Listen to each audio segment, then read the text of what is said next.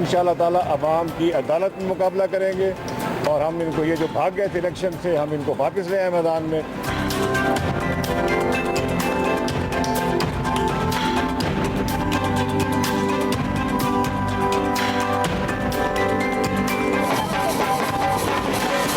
NA 150 पर आपने गौर करना है कि PTI की कितने सीटें हैं NA 154 में। मैं इलानिया कह रहा हूँ 37 सीटों में से 3 या 4 मिलेगी, ये लिखने में जाएगा।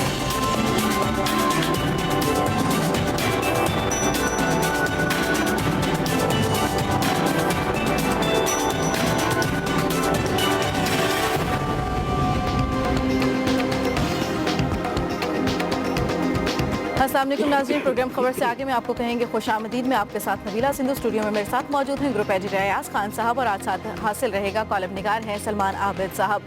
सबसे पहले बात करेंगे NA 154 के हवाले से, जिसका आज सुप्रीम कोर्ट की जानिब से फैसला सुना दिया जाता है और इंतखाबात का हुक्म दिया जाता है। अयाज साहब, कबूबेश दोनों पार्टियों की ख्वाहिश तो यही थी। मेरा ख्याल है कि 50-50 हुआ है दोनों तरफ। एक तो वो तायात जो नाहली थी वो ख़त्म कर दी सुप्रीम कोर्ट ने और साथ ही इलेक्शन का ऑर्डर बरकरार रखा। तो ये एक रिवायत ऐसी है कि जो इलेक्शन ट्राइब्यूनल के फैसले हैं, इसका मतलब है कि वो उस तरह से जिस तरह से PTI उनको पोर्ट्रे कर रही थी वो सुप्रीम कोर्ट उस तरह से नहीं मान रही। सुप्रीम कोर्ट का ख्याल भी कुछ मिलता जुलता है जो PMLN के ख्यालात हैं इन फैसलों के हवाले से। तो दिलचस्प फैसला है। जहांगीर तरीन साहब भी खुश हुए हैं क्योंकि वो इलेक्शन लड़ना चाह रहे हैं, वो चाहते हैं कि इलेक्शन में आए। और सिद्दीक बलोच साहब की डिग्री अगर ये ठीक है तो बहरहाल सुप्रीम कोर्ट ने कहा कि जब उसकी तस्दीक वहाँ से हो गई तो फिर हम कुछ नहीं कर सकते। डिग्री अगर इस तरह से ठीक होती है तो इसका मतलब है कि ये बहुत बड़ा सवालिया निशान एक खड़ा कर दिया सुप्रीम कोर्ट ने हमारे तालीमी निज़ाम पे भी कि हमारा तालीमी निज़ाम इतना बोगस है कि आप पता नहीं इम्तहान दिया था नहीं दिया था, डिग्री आपकी तस्दीक भी हो गई और उसके बाद आप कहा जा सकता है कि आप ग्रेजुएट हैं और क्यों पोस्ट ग्रेजुएट भी कहा जा सकता है क्योंकि वो तो दावा करते हैं कि वो पोस्ट ग्रेजुएट हैं। वो मैंने एक प्रोग्राम अभी सलमान आबिद भी बात कर रहे थे उसी प्रोग्राम के हवाले से, तो जब उनसे पूछा गया तो वो उन्हें इल्म नहीं था कि वो सब्जेक्ट्स कहते थे सब्जेक्ट्स मुझे याद नहीं है, बहुत देर हो गई। हालांकि आपको पता है मास्टर्स में तो एक ही सब्जेक्ट होता है लेकिन इसके बावजूद उन्होंने कहा कि वो चूंकि बहुत देर हो गई तो फिर मैंने सोचा कि मुझे भी खासी देर हो गई है। मैंने रिकॉल करने की कोशिश की मैट्रिक से MA तक कि क्या सब्जेक्ट्स थे, तो शुक्र है मुझे याद आ गए वरना शायद मेरे खिलाफ भी कोई फैसला आ जाता। तो ये होता है, ठीक है, सुप्रीम कोर्ट का फैसला है, सर आंखों पे इलेक्शन होगा। अब जहांगीर तरीन साहब का जो कॉन्फिडेंस है वो देखते हैं उसमें इलेक्शन में वो क्या करते हैं वो। ठीक है सलमान आबिद साहब, फिर जीत किस पार्टी की हुई, पाकिस्तान तहरीक इंसाफ की या मुस्लिम लीग नून की? देखिए टेक्निकली तो दोनों पार्टियों की जीत हुई है। जैसे अभी आज खान साहब ने कहा उनको भी रिलीफ मिल गया और उनको भी रिलीफ मिल गया। सिद्दीक बलोच के लिए वाकई एक सवाल तो था कि उन्हें ताहयात नाहिल करार दे दिया गया था, उसको उन्होंने अपने आप को रिस्टोर कर लिया है। और जो PTI थी वो उसका ख्याल ये था कि कहीं स्टे वाले मामला जो है वो बढ़ जाएगा और इलेक्शन नहीं हो सकेगा और जो जहांगीर तरीन है फिर वो इलेक्शन नहीं लड़ सकेंगे, दोबारा शायद होगा या नहीं होगा, उसमें भी उनको रिलीफ मिल गया है। लेकिन ये बात बिल्कुल ठीक की है खान साहब ने कि टेक्निकली जो डिग्री का इशू है उस पर एक सवालिया निशान बहरहाल मौजूद है। मैं आज खान साहब पढ़ रहा था कि उन्होंने स्कूलिंग के बाद सीधा सिंध के स्कूल से मैट्रिक किया, फिर माशाल्लाह वो चले गए ग्रेजुएशन के लिए कहीं और, फिर उसके बाद मास्टर्स वो बलूचिस्तान में जाके करते हैं। तो बहुत से सवालिया निशान बैनुल-सूबाई तालीम उन्होंने हासिल की है, इसलिए वो एक सवालिया निशान तो लगेगा। आप ऐसे ही सब उनके ऊपर सवाल उठा रहे हैं कि उनको सब्जेक्ट्स याद नहीं है। जब इतने मकामात से पढ़ेंगे तो फिर सब्जेक्ट कैसे याद रहेंगे? ज़ाहिर है वो ट्रेवलिंग चूंकि बहुत ज्यादा रही है तालीम के सिलसिले में, मौसूफ बहुत घूमे फिरे हैं, पूरा पाकिस्तान का चप्पा चप्पा छान मारा उन्होंने। हालांकि वो चीन जाना थे तालीम हासिल करने के लिए, लेकिन बहरहाल बलूचिस्तान चले गए कि वो पंजाब सिंध बलूचिस्तान सब जगह से उन्होंने खैबर पख्तूनख्वा नहीं गए सलमान? नहीं, खैबर पख्तूनख्वा नहीं गए, लेकिन वो क्या कहते हैं साउथ पंजाब से शुरू हुए, फिर बलूचिस्तान सिंध गए और सिंध के बाद वो। और बड़ी दिलचस्प बात यह है कि सिंध के अंदर जो उन्होंने मैट्रिक किया उसमें सिंधी ज़बान इनको बिल्कुल नहीं आती। हालांकि आपको मालूम है कि जब सिंध के अंदर आप तालीम हासिल करते हैं तो वहाँ की जो लोकल ज़बान है उसके अंदर भी आपको दस्तरस। अच्छा खैर वो तो सलमान ऐसी बात नहीं है, वो जिन लोगों ने फारसी पढ़ी भी है एज ऑप्शनल सब्जेक्ट, फारसी वो कहाँ बोलनी आती है? अब मुझसे आप कहें कि मैं फारसी बोलूं, बिल्कुल ठीक मेरा है, ऑप्शनल सब्जेक्ट, लेकिन ये कि बहरहाल एक सवालिया निशान जरूर है। लेकिन ये कि इंतखाबी दंगल जो है ना जी नया, وہ پھر سج گیا ہے ایک سطح کے اوپر. اور اب پی ٹی آئی کا جیسے انہوں نے NA 122 پہ سارا زور لگایا تھا خان صاحب, اب وہ سارا زور NA 154 پہ لگے گا, PMLN بھی لگائے گی, اور اب دیکھنا یہ ہوگا کہ اس انتخابی مارکے میں کون آگے آتا ہے. لیکن ایک دلچسپ بات جو ابھی صدیق بلوچ صاحب کی میں سن رہا تھا, میرا خیال ہے کہ وہ انٹرسٹنگ بات ہے کہ یہ جو لوکل گورنمنٹ کے الیکشنز ہیں, اور اگر وہ الیکشن لودھرا کے اندر جو یونین کونسلز ہیں 154 کی, وہ بھی ڈٹرمن کریں گی خان صاحب کہ کون سی پارٹی ہے, PMLN کو برتری حاصل ہوتی ہے یا PTI کو برتری حاصل ہوتی ہے. اور جو پارٹی یہاں پہ اس لوکل گورنمنٹ کے الیکشن میں ایج لیتی ہے, obviously ان کو پھر ایک نفسیاتی برتری تو اس الیکشن کے اندر ہوگی. ان کا دعویٰ 37 میں سے صرف 4. ہاں, اب جب اتنا بڑا دعویٰ انہوں نے کیا ہے تو اس کا مطلب ہے کہ یہ PTI کے لیے پھر سوچنا ہوگا کہ کیا باقی PTI 37 میں سے 4 نشستیں لیتی ہے, اور اگر 4 نشستیں لیتی ہے تو اس کے بعد پھر NA 154 کا الیکشن جیتنا وہ بھی پھر ایک مشکل بات نظر آئی. اچھا, ویسے مجھے سلمان ایک بات ہے کہ اگر یہ بلدیاتی الیکشن ایک پارٹی جیت جائے جی, تو یہ کیا پاسبل نہیں ہے کہ جنرل الیکشن جو مطلب وہ سیٹ ہے اس کی نیشنل اسمبلی کی وہ دوسری پارٹی جیت جائے؟ جیت تو بالکل ہو سکتی ہے, پاسبلٹی تو موجود ہوتی ہے, اور ہم نے دیکھا لاہور میں دیکھا بھی ہے, ابھی دیکھا لیکن ہے. ایک نفسیاتی برتری ہو جاتی ہے. کینڈیڈیٹ ووٹرز کو پتہ چلتا ہے کہ کیونکہ لوکل گورنمنٹ الیکشن میں ایک پارٹی نے بڑے واضح طریقے سے جیت لی ہے تو ممکن ہے کہ آگے الیکشن کے اندر بھی وہ ووٹر جو ہے اس پہ اثر انداز تو ہوتا ہے. لیکن یہ آپ کی بات سے مجھے اتفاق ہے, اپسیٹس تو ہوتے ہیں. اب دیکھیے نا, سارا زور انہوں نے NA 122 کے اوپر لگایا ہوا تھا, کسی کی توجہ PP 147 پہ نہیں گئی, وہاں اپسیٹ ہو گیا, اور جہاں PTI سمجھ رہی تھی کہ وہ بڑا اپسیٹ کر سکے گی وہاں اس کا وہ اپسیٹ نہیں ہو سکا. اچھا, بیسیکلی آپ کو یاد ہوگا کہ وہ جب NA 122 اور NA 154 دونوں پہ الیکشن ہونے جا رہے تھے جی, تو وہ ایک جگہ بیٹھے ہوئے تھے اکٹھے, عمران خان بھی اور جہانگیر ترین بھی وہاں موجود تھے. جب میڈیا ٹاک ہو رہی تھی تو عمران بار بار NA 122 کا ذکر کر رہے تھے, تو جہانگیر ترین کو کہنا پڑا کہ حضور 154 میں بھی ایک الیکشن ہو رہا ہے.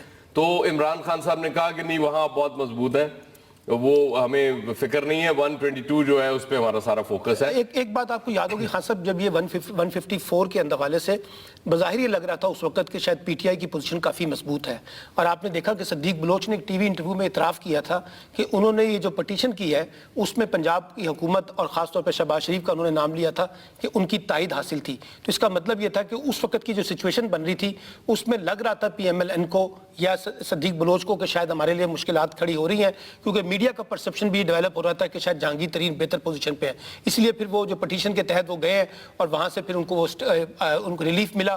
تو مجھے لگتا ہے کہ اب ایک نئے سرے سے وہ ٹیمپو تو پھر دوبارہ ری بلڈ کرنا پڑے گا. سٹے میں تو وہ آپ کو پتا ہے کہ ان کے وکلا کا قصور تھا. ہاں جی بالکل ٹھیک ہے, وہ سٹے ان کی وجہ سے ملا, کیونکہ وہ اگر یہ تیاری کے ساتھ جاتے تو اس دن بھی آرگیو کر سکتے تھے اور ہو سکتا ہے سٹے نہ ملتا. لیکن چونکہ یہ نہیں گئے تھے اس کی تیاری کے ساتھ, تو پھر سٹے سپریم کورٹ کی بھی ظاہر عدالت کی بھی ایک مجبوری ہوتی ہے. لیکن اچھی بات یہ ہے کہ یہ معاملہ اتنا لمبا نہیں لٹکا جتنا خواجہ سعد رفیق کا لٹک گیا ہے, اور ایک فیصلہ آ گیا ہے اور اب الیکشن کی طرف ہم جا رہے ہیں.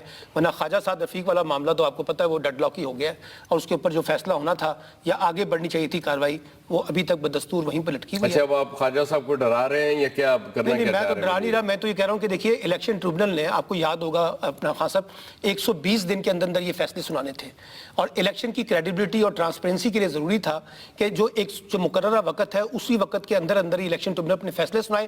یہ نہ ہو کہ 2 سال 3 سال گزرنے کے بعد, 4 سال گزرنے کے بعد جب فیصلے آتے ہیں تو پھر وہ اس سے الیکشن کمیشن کی یا الیکشن ٹریبونلز کی کریڈیبلٹی جو ہے اس پہ پھر سوالیہ نشان لگتے ہیں. تو اس لیے ٹائم کے اوپر اگر فیصلے ہو جائیں اور جتنا جسٹس ڈیلے ہوتا ہے اتنے زیادہ اس کی پھر امپلیکیشنز بھی تو ہمیں دیکھنے کو ملتی ہیں نا. تو بہتر یہ ہے کہ دیکھیں, اب عدلیہ اس وقت جتنی آزاد اس دور میں کبھی بھی ہم نے نہیں دیکھا, جب سے عدلیہ آزاد ہوئی ہے اور خود مختاری بھی ہمیں نظر آتی ہے, تو میرا خیال ہے کہ ان چیزوں کو عدلیہ کو خود طے کرنا چاہیے. بالکل کرنا چاہیے. یہ جو ڈیوریشن ہے, ایک ٹائم پیریڈ ہے, ظاہر ہے لوگ اگر پریشان ہوتے ہیں تو اس حوالے سے کوئی بھی ادارہ یہ نہیں چاہ رہا ہوتا کہ اس پہ تنقید ہو.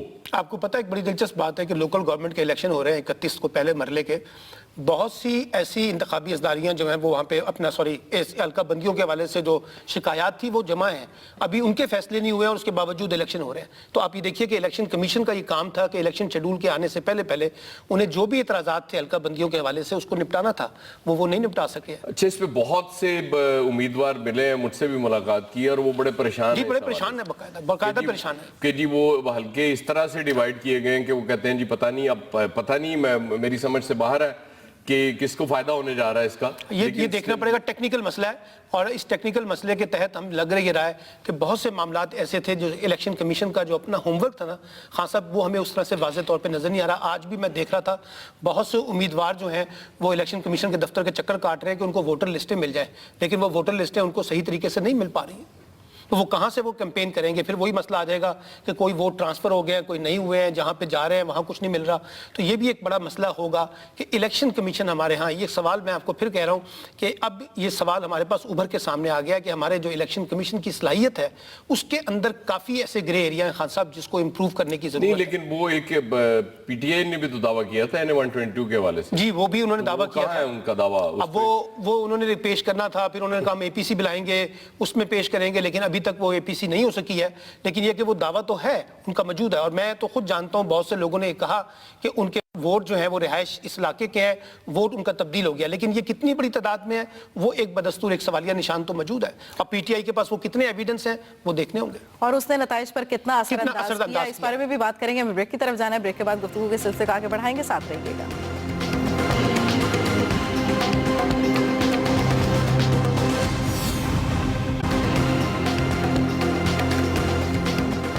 ویلکم بیک ناظرین. جس طرح سے ذکر ہو رہا ہے اور ذکر ہوتے ہوتے بلدیاتی انتخابات تک آ گیا, گہما گہمی ہے, گرما گرمی بھی ہے, اور ووٹ مانگنے کے لیے کیا کیا جتن کیے جا رہے ہیں. ایک ویڈیو ہم تک پہنچی ہے, وہ اپنے ناظرین کے ساتھ شیئر کریں گے, پھر گفتگو کرتے ہیں.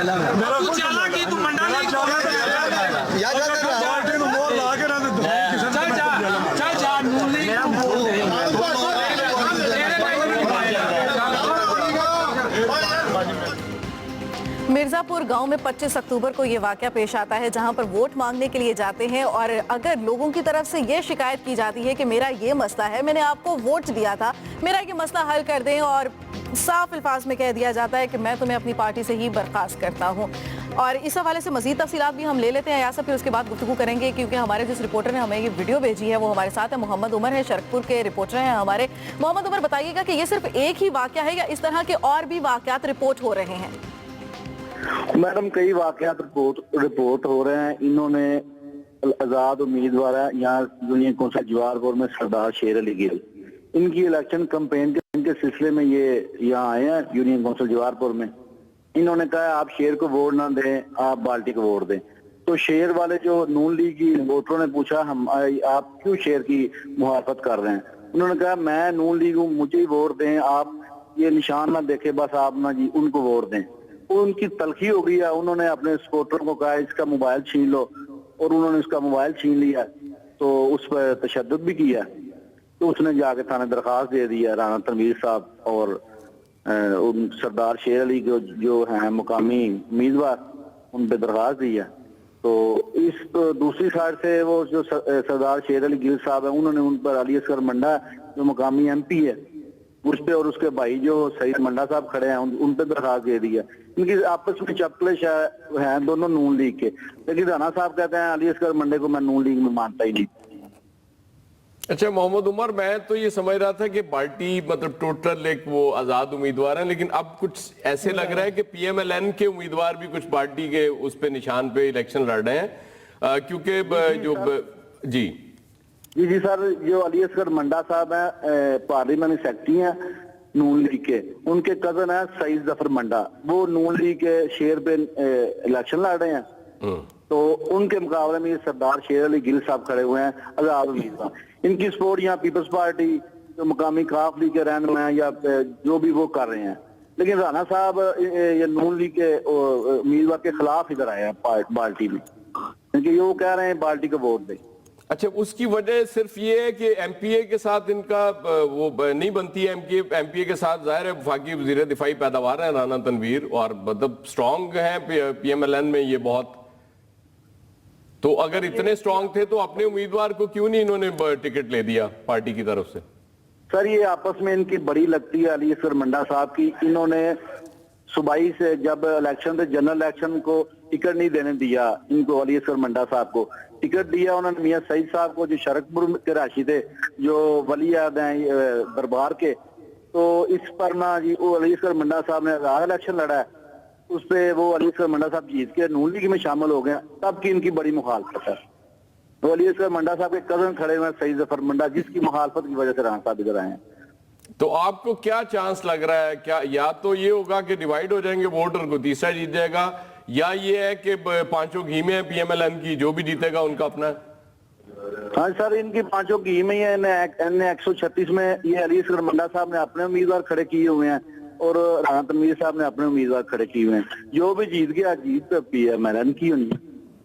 چلیں بہت شکریہ محمد عمر ہمیں اپڈیٹ کرنے کی. تو بڑا اچھی سچویشن ہے, بڑی اچھی تصویر انہوں نے پیش کر دی کہ جو بھی جیتے گا اپنا ہے, اس سے فرق نہیں پڑتا. سلمان یہ دیکھ لیں, یہ بڑی اچھی یہ ایک عمومی تجزیہ تو ہو سکتا ہے کہ کیونکہ دونوں بڑی پارٹیاں ہیں تو وہ پارٹی جو ہے سمجھتی ہے کہ ہمارے اپنے اندر جو ہے لوگ ہیں, اگر ٹکٹوں کے اوپر لوگ ناراض ہیں تو جو جیتے گا وہ ہمارا ہوگا. لیکن عمومی طور پہ ہم دیکھتے ہیں خان صاحب کے بعض اوقات اپسٹ ہو جاتے ہیں, کیونکہ جیسے آپ نے خود کہا, آپ نے انڈیکیشن کیا کہ وہ تھرڈ پارٹی جو ہے وہ اس کا بینیفٹ اٹھاتی ہے. مثال کے طور پہ اب فیصل آباد کے اندر جو الیکشن ہونے جا رہے ہیں, عابد شیر علی گروپ اور جو رانا ثناء اللہ گروپ ہے, اب اگر یہ آپس میں ان کا ووٹ بینک تقسیم ہوتا ہے تو اس کا فائدہ تو پھر شہری نشستوں پر خاص طور پہ پی ٹی آئی کو تو ہوگا, کیونکہ پی ٹی آئی اس تقسیم کا فائدہ ضرور اٹھائے گی, میں آپ کو بتاؤں. اس لیے یہ پاسبلٹی کو آپ بالکل نظر انداز نہ کریں کہ یہ جی مقابلہ کیونکہ دو پارٹی کے اندر ہی ہے, دو مختلف گروپوں میں ہے, اور تیسرا جو ہے وہ بالکل اس میں کوئی رول پلے نہیں کر سکے گا.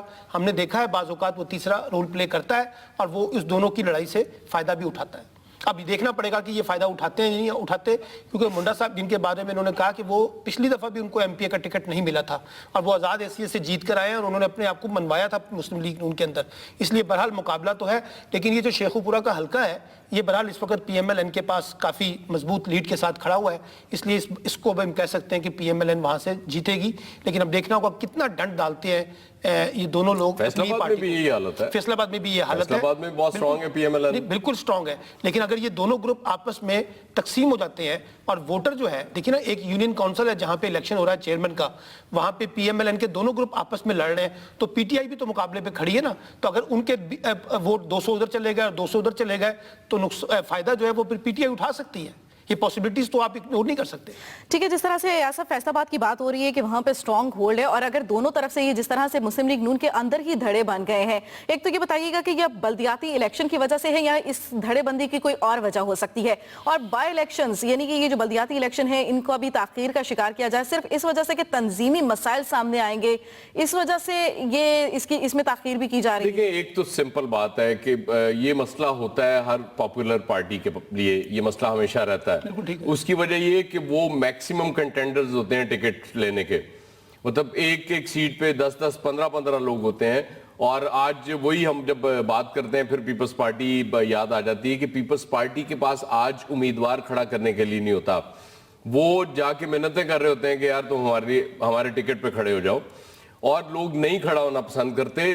آزاد حیثیت میں لڑ لیں گے لیکن پیپلز پارٹی کے ٹکٹ پہ انہیں پتا ہے کہ اس وقت جو حالت ہے, اس وقت سب سے زیادہ ہاٹ فیورٹ جو جماعت ہے وہ obviously P M L N ہے. اس کے بعد پی ٹی آئی کا نمبر آتا ہے. پی ٹی آئی میں بھی یہ پرابلم آپ نے دیکھا, اوکاڑا میں جو الیکشن ہوا وہاں ایم پی اے نے کھل کے مخالفت کی. شفقت ربیرہ جو ہے وہ ساتھ کھڑے ہوئے تھے فاروق جج کے ساتھ. بالکل, شفقت ربیرہ دوسری طرف تھے اور ان کے وہ کیا نام ان کا, سونا صاحب دوسری طرف تھے.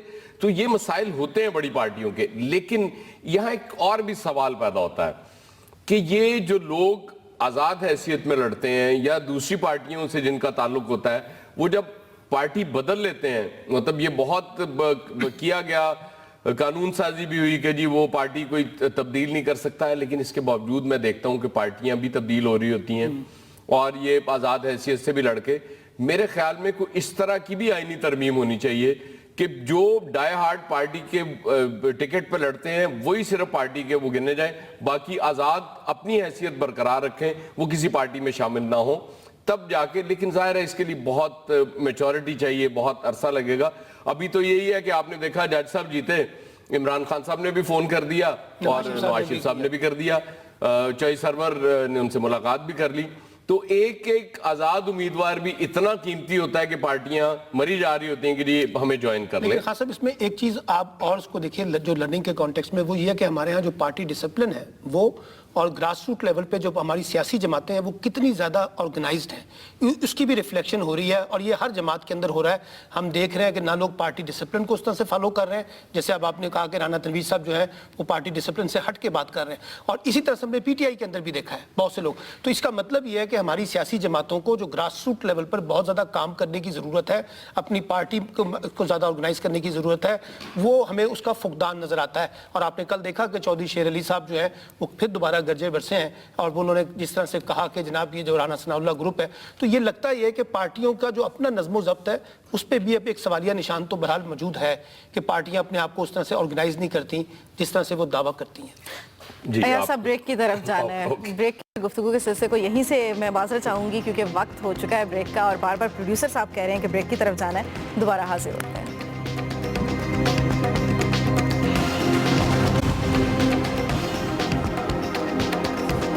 Welcome back. ایاز صاحب، جس طرح سے ہم بات کر رہے ہیں آزاد امیدوار کی، آزاد امیدوار آتے ہیں میدان میں، کامیاب بھی ہو جاتے ہیں، اس کا مطلب تو یہ ہے نا کہ جو ووٹر ہیں وہ باقی پارٹیوں کو نظر انداز کر کے آپ کو کامیاب کرا رہے ہیں. پھر جب آپ کسی اور پارٹی کے ساتھ منسلک ہو جاتے ہیں تو یہ توہین نہیں ہے کیا؟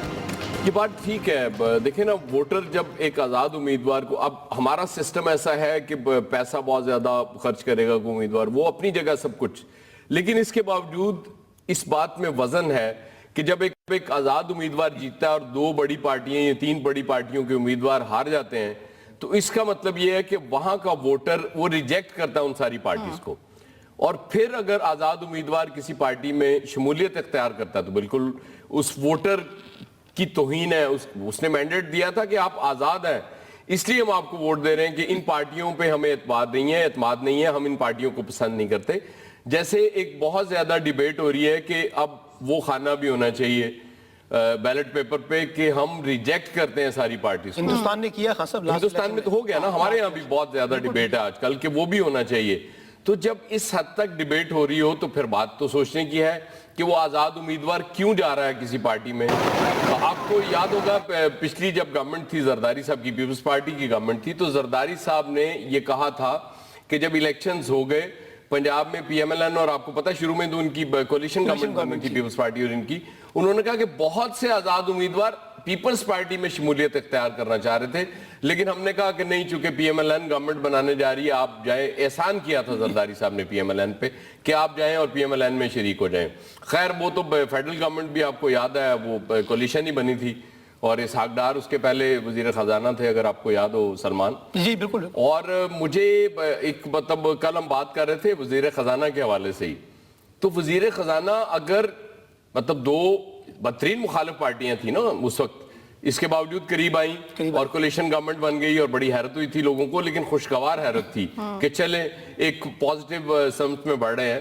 تو کیا یہ نہیں ہو سکتا کہ کسی ایسے فارن منسٹر کو، ایکس فارن منسٹر کو موجودہ گورنمنٹ لے لے؟ اگر نواز شریف صاحب تو ظاہر ہے فارن منسٹری تو نہیں چلا سکتے، تو خورشید قصوری صاحب جیسے کسی بندے کو لیا نہیں جا سکتا ایز فارن منسٹر؟ کیا خیال ہے آپ کا؟ لیا جا سکتا، کیوں نہیں لیا جا سکتا، لیکن یہ دیکھنا پڑے گا کہ وہ کیا پی ایم ایل این کے اندر اتنا ڈیفیسٹ آ گیا کہ ان کے اندر سے بھی کوئی وزیر خارجہ نہیں بنتا. ڈیفیسٹ تو ہے کہ آپ نے وزیر خارجہ نہیں بنایا تھا. وہ ڈیفیسٹ نہیں ہے، وہ ڈیفیسٹ نہیں ہے، بلکہ وہ اصل مسئلہ یہ ہے کہ وہ آپ کسی کے ساتھ وہ پاور جو ہے وہ شیئر کرنا نہیں چاہتے. اور جو پرائم منسٹر ہیں وہ کیونکہ سمجھتے ہیں کہ جو فارن منسٹر کی پوسٹ ہے انہوں نے کانشیسلی اپنے پاس رکھی ہوئی ہے. اور آپ کو پتہ ہے دوست انہوں نے بنائے تھے سرتاج عزیز صاحب کو اور طارق فاطمی صاحب کو، وہ بنایا ہوا تھا، اور اب کیونکہ ناصر جنجوع صاحب آ گئے ہیں تو اس کا مطلب ہے کہ وہ اس معاملے میں وہ اپنی چیز کنٹرول اپنے پاس رکھنا چاہتے ہیں. ایسا نہیں ہے کہ ان کے پاس لوگ نہیں ہے، لیکن اب وہ خورشید قصوری پہ کتنا حکم چلا سکیں گے اور باقی لوگوں پہ کتنا چلا سکتے ہیں، یہ پھر ایک سوال تو رہے گا. اس لیے ان کو بھی ایک اس طرح کے لوگ چاہیے تھے جو مشیر کے طور پر آئیں، وہ مکمل وزیر نہ ہوں، تاکہ وہ اپنا کنٹرول جو ہے وہ ساری وزارت کے اوپر اس کو مینٹین رکھ سکیں. ایک تو یہ ہے. دوسری بات خان صاحب جو آپ نے کی آزاد امیدواروں کی، اب ایک نیا بحران بھی پیدا ہوگا جب یہ لوکل گورنمنٹ کے الیکشن ہوں گے اور اس میں ایک بڑی تعداد آزاد امیدواروں کی جیتے گی تو آپ دیکھیے گا کہ صوبائی حکومتیں ان کو لالچ دیں گی اور ان کو ڈرا دھمکا کے ان کو نواز کر ان کو اپنے ساتھ جوڑنے کی کوشش کریں گی، اور پھر وہاں پر ایک آپ کو جو نا کرپشن اور بدعنوانی کی سیاست نظر آئے گی کہ اپنی حکومت بنانے کے لیے ہم آزاد امیدواروں کو جائز ناجائز طریقے سے اپنے ساتھ شامل کریں گے، اور آزاد امیدوار بھی یہ سمجھتا ہے کہ اس وقت اچھا ہے ہم حکومت سے بارگین کر کے حکومتی جماعت کا حصہ بن جائیں اور کچھ لے دے کے جو ہے نا اپنی پوزیشن کو اور مضبوط کریں۔ تو یہ آزاد امیدواروں والا جو معاملہ ہے یہ ایک سوالیہ نشان ضرور ہے، یعنی کہ مقامی حکومت میں بھی کہیں نہ کہیں جو باقی سیاست ہو رہی ہے اس کا رنگ آ جائے گا۔ ایاز صاحب، الیکشن کمیشن کی طرف سے پابندی بھی عائد کر دی گئی ہے غیر حتمی اور غیر سرکاری نتائج کے اعلان کا۔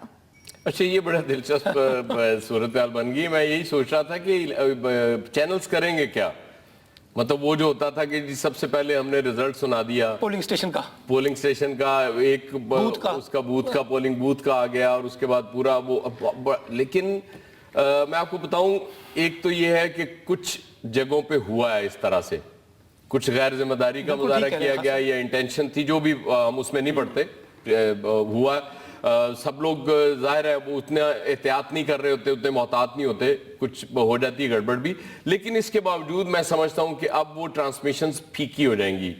جب تک پولنگ ہو رہی ہوگی تب تک تو رونق لگے گی، پولنگ ختم ہونے کے بعد مجھے نہیں سمجھ آ رہی کہ کیسے پلان کر رہے ہوں گے چینلز والے، کہ کس طرح دکھائیں گے۔ یہ دکھائیں گے کہ ہاں جی اب ڈبہ کھل گیا ہے، اب ووٹ گرنے شروع ہو گئے ہیں، اب ووٹ دوبارہ تھیلے میں ڈل گئے ہیں، اب یہ تھیلا چل پڑا ہے، اب دیکھیں یہ کہاں تک پہنچا ہے، راستے میں گاڑی خراب ہو گئی ہے، اس طرح کی چیزیں مجھے لگتا ہے کہ اب نظر آ رہی ہیں۔ خاص صاحب آپ یہ بتائیے کہ کیا پیمرا اتنا مضبوط ادارہ بن گیا ہے پاکستان میں کہ اگر کوئی ٹی وی چینل جو ہے اگر وہ خود سے رزلٹ اناؤنس کر دے تو کیا پیمرا اس کے خلاف کارروائی کر سکے گا؟ کیونکہ ہم نے ماضی میں دیکھا ہے خان صاحب کہ بہت سے معاملات کے اوپر پیمرا اس طرح سے ایکشن میں نہیں آ سکا تھا، تو اس لیے مجھے تو ابھی بھی یہ امکان نظر آتا ہے کہ آپ یہ کہیں کہ یہ 100% اس پہ عمل درآمد ہو سکے گا، مجھے تو بہرحال اس پہ بھی ڈاؤٹس لگتے ہیں۔ آپ کو لگتا ہے کہ کوئی ایک چینل بریچ کرے گا اور اس کے بعد باقی سارے بھی شروع ہو جائیں گے، مجبوراً اس کے پیچھے آئیں گے، جی سب شروع باقاعدہ صحیح ہو۔ پھر ایاز صاحب، جو ووٹرز ہوں گے ان کا بھی تو جوش و خروش کہیں نہ کہیں ڈاؤن ہو جائے گا نا، کیونکہ وہ بھی تو بڑی شدت سے انتظار کر رہے ہوتے ہیں، اور پھر نتائج کا جو اعلان ہے وہ بھی تاخیر کا شکار ہو جائے گا۔ یقیناً وہ اس طرح سے ظاہر ہے، وہ میں آپ سے کہہ رہا ہوں نا کہ وہ جو ایک رونق لگا کرتی ہے، بہت زیادہ بار بار ریزلٹس آ رہے ہوتے ہیں، اپڈیٹ ہو رہی ہوتی ہے، اس میں یقیناً گڑبڑ ہوگی، اور پھر وہی ہوگا کہ آپ لوگ بیٹھے ہوں گے آرام سے، اور کوئی 1.5 گھنٹے بعد آپ کہیں گے کہ جی ہاں ناظرین ایک نتیجہ اور آ گیا ہے، یہ غیر حتمی نتیجہ ہے، آپ کو یاد ہے پاکستان ٹیلی ویژن کا دور، غیر سرکاری نتیجہ ہے، لیکن ہم آپ تک پہنچا رہے ہیں، یہ ہماری ذمہ داری ہے۔ اور اب مجھے یہ سمجھ نہیں آ رہی کہ اس میں یہ چینلز کیسے کہیں گے کہ سب سے پہلے ہم دے رہے ہیں اس نتیجے کو، یہ بڑا دلچسپ سوال ہے۔ اور اس کی مشق جنرل الیکشن میں تو سلمان عابد صاحب کی جا سکتی تھی نا، بلدیاتی الیکشن کی رونق لگے رہنے دیتے۔ لیکن الیکشن کمیشن کا پرابلم یہ ہے کہ الیکشن کمیشن کے جتنے بھی کوڈ آف کنڈکٹ بنے تھے الیکشن کے حوالے سے، وہ ہم نے جنرل الیکشن میں بھی دیکھے، بائی الیکشن میں بھی دیکھے، اس پر عمل درآمد نہیں ہو سکا۔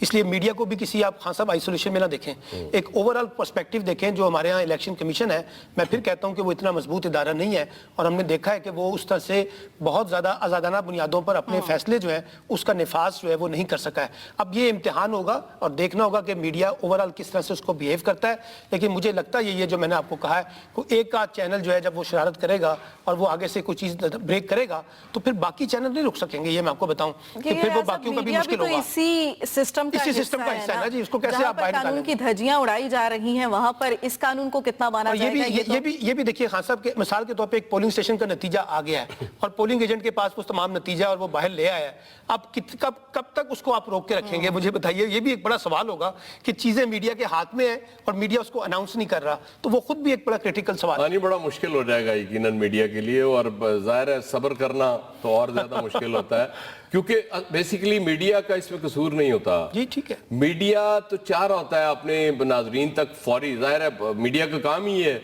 کہ جیسے ہی کوئی وقوع ہوتا ہے وہ فوری طور پہ پہنچا دیا جائے، تو اس میں میڈیا کا تو قطعاً کوئی قصور نہیں۔ ہاں، اس میں کرنا یہ چاہیے کہ اگر آپ سمجھتے ہیں کہ کہیں گڑبڑ ہوئی ہے، کسی نے کوئی زیادتی کی ہے جو نہیں کرنی چاہیے تھی، تو آپ اس کے خلاف ایکشن لیں۔ آپ اس کے خلاف ایکشن نہیں لیتے اور پورے میڈیا کو آپ یہ کو بات اس بالکل میں ٹھیک ہے الزام ملزم کے کٹہرے میں کھڑا کر دیتے ہیں کہ جی یہ دیکھیں یہ آپ نہیں کر سکتے. یہ پھر سسٹم کی میں سمجھتا ہوں کہ خرابی ہے. سسٹم ہمارا جب تک مضبوط نہیں ہوگا, ادارے مضبوط نہیں ہوں گے, تب تک یہ مسائل چلتے رہیں گے. اور آپ کو اس طرح کی پابندیاں لگاتے رہنا پڑے گا اور اس پابندیوں کی اسی طرح سے دھجیاں بھی اڑتی رہیں گی. یہ سب جس طرح سے ہم نے دیکھا. بریک کی طرف جانا ہے, بریک کے بعد گفتگو کے سلسلے کو آگے بڑھائیں گے, ساتھ رہیے گا.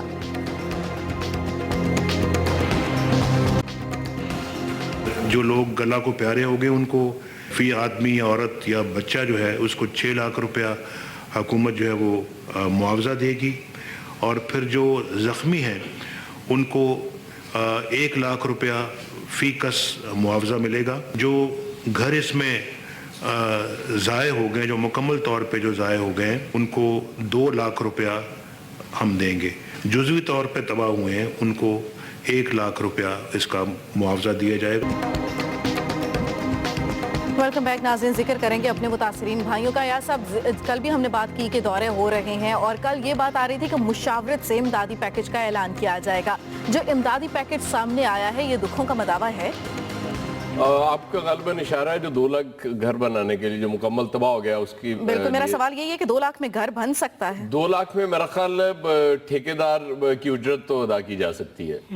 کہ ظاہر ہے جس کے ایئر فٹ کے حساب سے ٹھیکیدار نے لینا ہوتا ہے اس کو تو دیا جا سکتا ہے 2 لاکھ. اس کے بعد وہ مٹیریل کہاں سے آئے گا, کیسے ہوگا, مجھے نہیں پتا. بہرحال جن لوگوں نے یہ تخمینہ لگایا ہوگا اور پرائم منسٹر صاحب کو دیا ہوگا وہ ہم سے بہت زیادہ سمجھدار لوگ ہیں.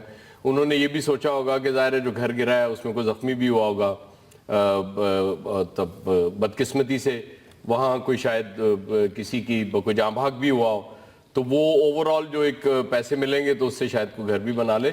2 لاکھ میں تو میری سمجھ سے باہر ہے کہ گھر کیسے بنے گا, ممکن نہیں نظر آتا مجھے. ٹھیک ہے سلمان عابد صاحب, یہاں پر ایک اور بات بھی میں پوچھنا چاہوں گی کہ وزیر اعظم صاحب امدادی پیکج کا اعلان کرتے ہیں اور اس کے ساتھ ساتھ یہ بھی کہتے ہیں کہ سڑکوں کی تعمیر کی جائے گی.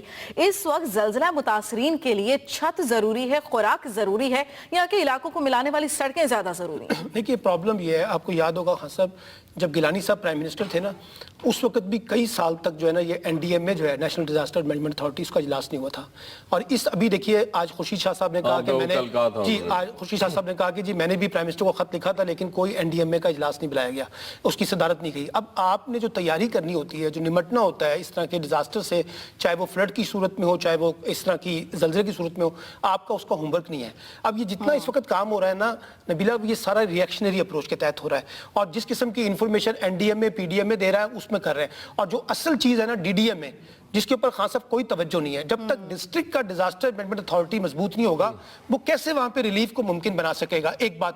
دوسری بات یہ کہ آپ NDM میں PDM میں بنا دیتے ہیں اور پھر آپ سارا کام جو ہے ڈپٹی کمشنر کے ذریعے کرنا شروع کر دیتے ہیں, گورنر کے ذریعے کرنا شروع کر دیتے ہیں, چیف منسٹر کے ذریعے کرنا شروع کر دیتے ہیں. پھر وہ آپ نے ادارے کیوں بنائے ہوئے ہیں؟ اس لیے میں یہ کہتا ہوں کہ ڈیزاسٹر کو ڈیل کرنے کے لیے جو آپ نے ادارے بنائے تھے, اگر آپ اس کو نہیں ڈیل کریں گے تو پھر آپ آگے نہیں بڑھ سکیں گے. یہ ایسے ہی ہے جیسے ہم دہشت گردی کو نمٹنا چاہتے ہیں لیکن نیکٹا کو جو ہے وہ اسٹرانگ نہیں کرنا چاہتے. خان صاحب یہ ایٹیٹیوڈ نہیں ہونا چاہیے پرائم منسٹر کا. اس کے اوپر انویسٹمنٹ کریں اور ڈیزاسٹر کے جس طرح سے دنیا نے کیا نا جی اسی طرح سے ڈیل کرنا چاہیے. دوسری بات آپ نے کی پرائورٹیز کی بات, میں جیسے کل آپ کے پروگرام میں بھی جیسے انہوں نے کہا بات ہوئی وہ بالا کوٹ والی بات جو پچھلے 2005 سے لے کے 2015 تک بالا کوٹ پہ ریوائیو نہیں ہو سکا اس طرح سے. اچھا اسی طرح سے آج ہمیں دیکھنا ہے کہ اس وقت امیڈیٹ مسئلہ کیا ہے. ہم بعض اوقات بہت سی چیزیں کاسمیٹکس طریقے سے کرنے کی کوشش کرتے ہیں, اور میں معذرت چاہتا ہوں یہ جو بیوروکریسی جس طرح سے گائیڈ کرتی ہے نا ہمارے حکمرانوں کو, یہ بھی ایک بڑا وجہ بنتی ہے. وہ کہتے ہیں سر اس کو ایسے کر لیں, اس کو ایسے کر لیں, لوگوں کو چیزیں نظر آنی شروع ہو جائیں گی. لیکن جو ایکچوئل ہے جہاں ریلیف پہنچنا چاہیے, آج بھی میں ایکسپریس پہ دیکھ رہا تھا کہ بہت سے متاثرین خان صاحب یہ کہہ رہے تھے کہ ہمیں وہ نہیں ملے خیمے, ہمارے پاس وہ چیزیں نہیں پہنچی ہیں. اچھا پھر یہ باتیں بھی آئیں کہ چیزیں جو ہیں وہ پولیٹیسائزیشن کی بیسس پہ دی جا رہی ہیں, کس کا کتنا حلقہ ہے, کون کہاں پر موجود ہے, کس کے کہاں ووٹ ہیں. اس لیے کہ یہ کام اگر سیاسی لوگ کریں گے تو پھر وہ یہ کام کریں گے. لیکن کچھ پازیٹیو بھی ہیں سلمان. دیکھیں آج کتنی تعریف کی انہوں نے چیف منسٹر خیبر پختونخوا کی, پرائم منسٹر صاحب نے. انہوں نے کہا کہ وہ دور گیا کہ جب وہ اس پارٹی کا اور اس پارٹی کا ذکر ہوتا تھا, اب تو دیکھیں اس سے زیادہ اور کیا ہو سکتا ہے. لیکن ابھی یہ تھوڑے دن 2 دن کے بعد دیکھیے گا پھر وہ ایک دوسرے کو پھر لان تان کر رہے وہ تو ہوں گے. الیکشن کیونکہ اس کے ساتھ نہیں ایاز صاحب یہ بھی دیکھیں کہ حکومت نے جو امدادی پیکج کا اعلان کیا اس میں کہا ہے کہ آدھا وفاق دے گی اور آدھا صوبائی حکومت دے گی اور پھر وہی فنڈز پر جھگڑا ہوگا اور زلزلہ متاثرین ایسے ہی بیٹھے. ویسے خان صاحب آپ کو یہاں پہ تعریف کرنی چاہیے جو ہمارے فلاحی ادارے ہیں. خود جماعت اسلامی نے 1 کروڑ روپے امداد کا اعلان کیا. ان کا ادارہ الخدمت جو ہے وہ اس پہ اس وقت آگے نظر آ رہا ہے. آپ کی کرکٹر شاہد افریدی نے 50 لاکھ روپے جو ہے ایز انڈیویجول بڑے لوگ. میں سمجھتا ہوں کہ اس کو بھی اپریشیٹ کرنا چاہیے ہمارے میڈیا میں کہ جو اس طرح کی انڈیویجول ایفرٹس ہو رہی ہیں یا جو ہماری سماجی تنظیمیں آگے بڑھ کر آگے آئی ہیں. میں سمجھتا ہوں کہ حکومت کے ساتھ ساتھ ان لوگوں کا رول بھی بہت امپورٹنٹ ہو گیا ہے. لیکن جو پرابلم آ رہا ہے نا وہ یہ ہے کہ جو اتنے فلاحی ادارے ہیں یا انڈیویجولز ہیں ان کے درمیان پی ڈی ایم اے این ڈی ایم اے اور ڈی ڈی ایم اے کے درمیان اپنا خان صاحب کوئی میکینزم نہیں ہے کمیونیکیشن کا کہ چیزیں کس طرح سے لے کے جانی ہے کیا کرنا ہے. کیونکہ سب ایک اپنے کانٹیکسٹ میں کام کرنے کی کوشش کر رہے ہیں جس سے مسائل بھی پیدا ہوتے ہیں. اداروں کے درمیان تو کمیونیکیشن نہیں ہے یا سب اور شاید یہی وجہ ہے کہ امدادی کارروائیوں میں بھی مشکلات پیش آ رہی ہیں اور امدادی کارروائیاں اس طرح سے ہو نہیں رہی ہیں کیونکہ حکومتوں کے درمیان میں بھی کمیونیکیشن نہیں ہے. دیکھیں میڈیا بھی بڑی زیادتی کرتا ہے نا. یہ جو سلمان نے جس طرف اشارہ کیا کہ وہاں اور کوئی پہنچ نہیں سکا میڈیا پہنچ گیا. میڈیا نے جا کے دکھا دیا جی کہ یہ دیکھیں یہ وہ لوگ ہیں بے یار مددگار پڑے ایاز صاحب یہ میڈیا کی ذمہ داری بھی تو ہے. تو ذمہ داری تو ہے لیکن یہی تو ہم تو اپنی ذمہ داری اور اپنی روایت کو برقرار رکھتے ہوئے ہم تو اپنا کام کر رہے ہیں. یہی تو بری لگتی ہے ہمارے حکمرانوں کو کہ بھئی کیوں آپ دکھا رہے ہیں. وہ چاہتے ہیں کہ وہ جو کہہ رہے ہیں بس وہ دکھائیں آپ کہ دیکھیں ہم نے کیا کر دیا اور کیا کرنے جا رہے ہیں. بس اس سے زیادہ آپ کو نہیں دکھانا چاہیے. لیکن اب ایک تضاد ہے. آپ کسی بھی حکومت کے لوگوں سے پوچھیں گے وہ کہیں گے سب اچھا ہے اس وقت اور ہر جگہ پہ ریلیف پہنچ رہا ہے ہر جگہ پر چیزیں جا رہی ہیں. لیکن جب خان صاحب ہم اس کو پرائیویٹلی ڈیل کر رہے ہیں تو لوگ شکایات کر رہے ہیں. لیکن ایک تعریف کریں آپ پرائم منسٹر صاحب کی. دیکھیں آج پھر وہ گئے ہیں چترال. جی باقاعدہ 2 دن میں 2 دورے ہو گئے ہیں. لیکن وہ آپ نے تو کل خود کہہ دیا تھا نا خان صاحب کہ credit goes to the general عائل شریف کہ جتنا انہوں نے اپنے آپ کو پرو ایکٹیو کیا تو حکومت کو بھی تو کرنا پڑا نا. اچھی بات ہے. یہ تو ہیلدی کمپٹیشن ہے. یہ تو بڑی خوشی کی بات ہے. اس قوم کے لیے بڑی اچھی چیز ہے کہ اگر یہ کمپٹیشن جاری رہے بلکہ اس میں اضافہ ہونا چاہیے اور زیادہ شدت آنی چاہیے. ٹھیک ہے ایاز صاحب جس طرح سے دوروں کو آپ کہہ رہے ہیں کہ 2 دورے کیے ہیں ان دوروں کا کوئی نہ کوئی نتیجہ بھی نکلنا چاہیے اور امداد آپ کی بار حقیقی معنوں میں بے شک 2005 کے زلزلے جیسا نقصان نہیں ہوا لیکن اب بھی جانے گئی ہیں مکانات گرے ہیں اور متعدد علاقے اب بھی ایسے ہیں ایسا کہ جہاں سے رپورٹس نہیں مل سکی ہیں. ابھی تک نقصان کا مکمل طور پر اندازہ نہیں لگایا جا سکا ہے اور جب اندازہ لگ بھی جائے تو امداد اس دفعہ غیر شفاف طریقے سے پہنچنی چاہیے. انصاف ہونا چاہیے. اب دیکھنا یہ ہوگا ایاز صاحب کہ جس پرائم منسٹر کی آپ تعریف کر رہے ہیں وہ انصاف کر پائیں گے ان متاثرین کے ساتھ یا نہیں. ہمارے پروگرام ہوا آپ کے فیڈ بیک کا رہے گا. انتظار دیجیے. اجازت اللہ کے بعد.